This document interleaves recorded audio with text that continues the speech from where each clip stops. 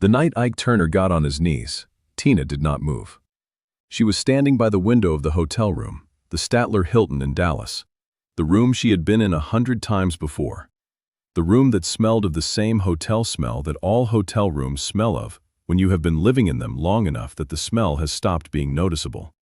And Ike was on his knees on the burnt orange carpet, and he was saying her name in a way she had not heard him say it before. Not Tina Turner. Not the name he had given her, the name on the marquee, the name he owned. Just Tina.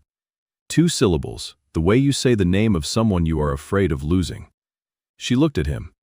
She had loved him once. This is the part of the story that gets lost in the larger story. The violence, the survival, the 36 cents and the Dallas freeway. The part that existed before all of that, when she was 19 years old and had walked into the Club Manhattan in East St. Louis and heard the Kings of Rhythm play and understood, in the immediate and total way of certain understandings, that she wanted to be part of whatever was happening on that stage. She had not loved him then, not exactly. She had not known him well enough to love him then. But something had begun. It had begun with admiration. The way he played, the way the room changed when he played. She had recognized something in it that she recognized in herself. The same desire to be fully present in the music, to give it everything and receive everything back. It had grown into something more complicated than admiration and less simple than love. A partnership first, a dependency that ran in both directions. A connection forged in the specific intensity of people who live on the road together and make music together and share the intimacy of shared stages and shared exhaustion and shared applause. She had loved him in that way, the complicated way, the way that is real and insufficient simultaneously, something that had taken years to fully arrive and then years more to fully leave, and had, in the interval between arriving and leaving, cost both of them more than either of them had known it would cost. The something had become this: 16 years. 16 years of stages and recordings and chart positions and sold-out shows and the Ike and Tina Turner Revue becoming one of the most recognized acts in the world. 16 years of a life structured entirely around his vision, his decisions, his definition of what she was and what she should be and how she should move and what she was worth. 16 years of learning, slowly and at great cost, the difference between being needed and being loved. And now he was on his knees on the burnt orange carpet saying her name. She had seen him many ways. She had seen him on stage, which was the best version of him, the version that had drawn her in at the beginning, the musician who played with an authority that transformed whatever room he was in. She had seen him generous in the early years, before the drugs and the insecurity had done what they did to a person who had already arrived at adulthood with more wounds than resources. She had seen him cruel in the specific way of someone who is afraid and has learned that cruelty is more reliable than fear as a way of maintaining control. She had seen him sleeping, which was the only time his face went entirely unguarded. She had seen him working, scheming, performing, calculating. She had never seen him like this.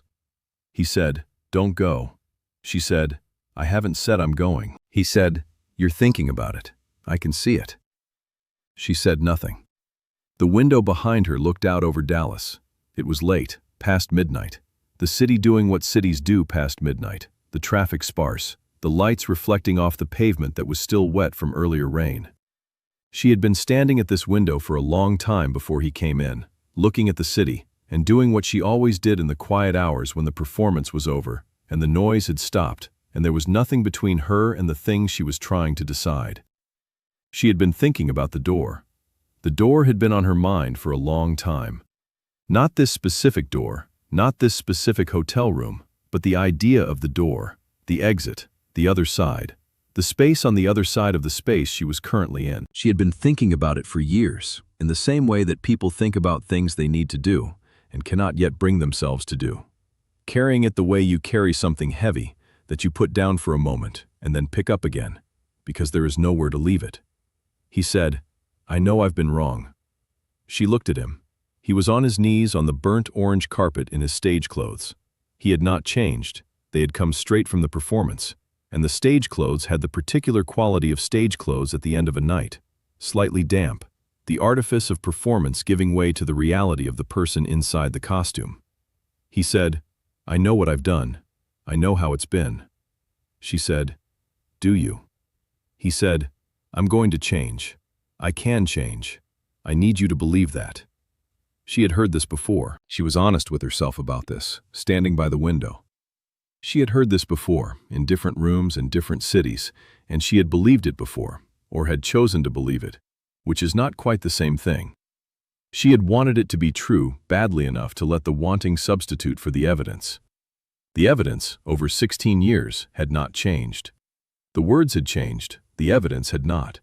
But he was on his knees, and the specific thing about this moment, the thing that made it different from the other moments, was that she had never seen him on his knees before. Not once in 16 years. Ike Turner did not get on his knees. Ike Turner did not say, "Don't go." Ike Turner had always operated from the position that he held everything and she had nothing, and the power arrangement between them was so settled that it required no acknowledgement, no management, no maintenance.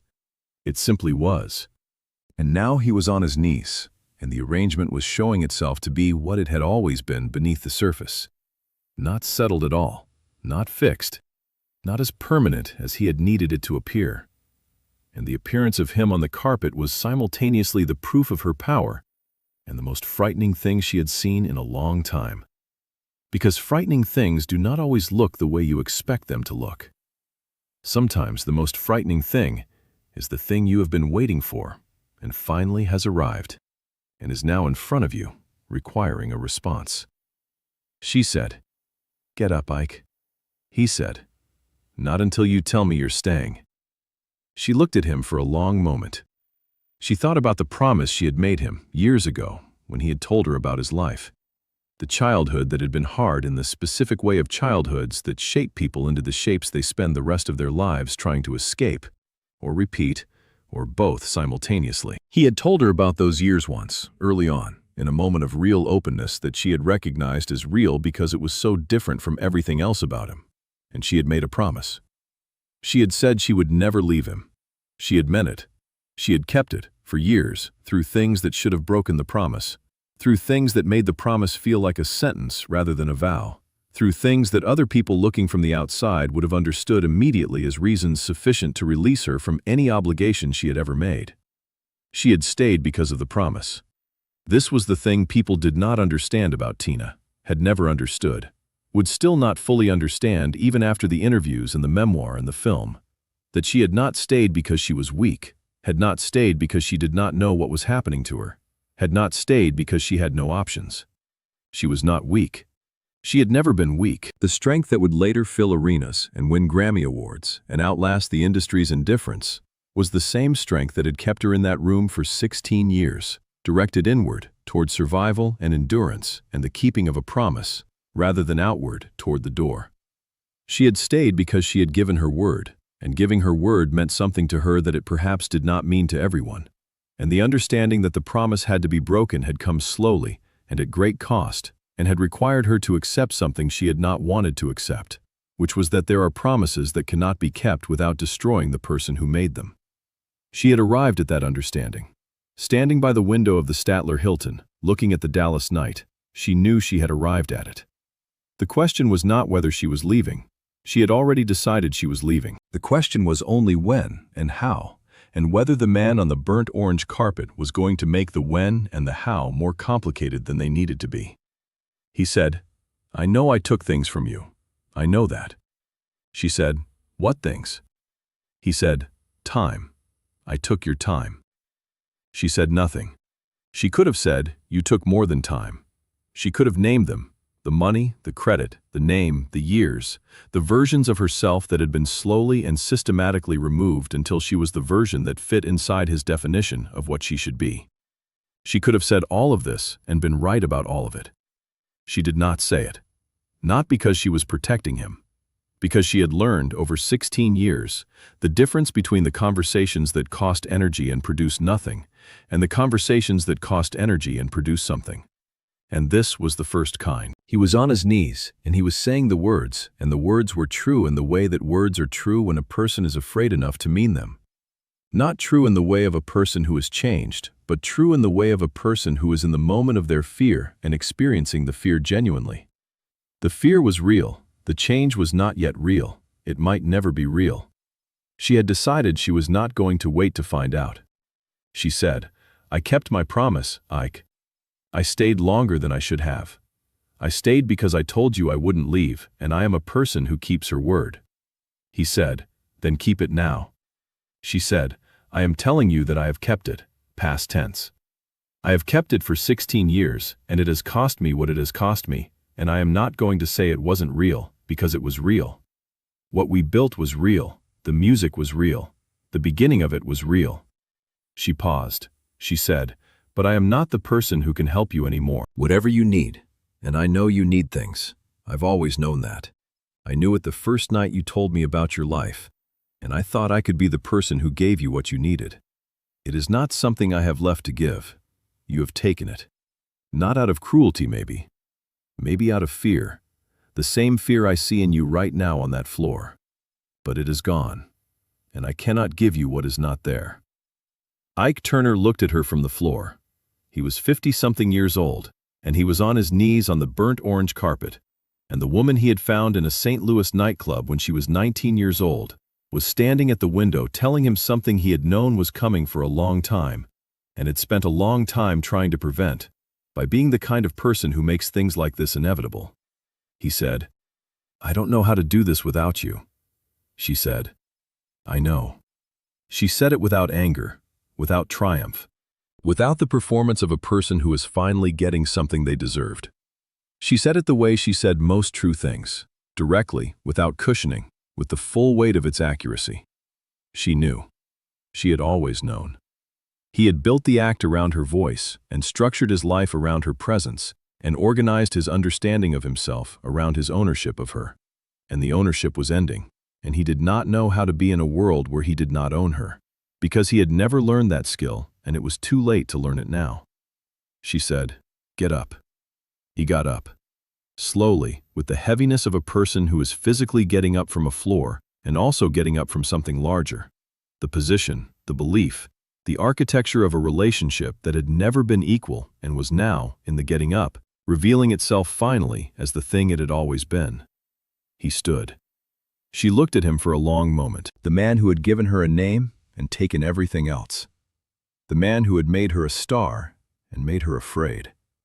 The man who had been, in the beginning, something she had wanted to protect, and who had become, in the years after the beginning, the thing she needed protection from.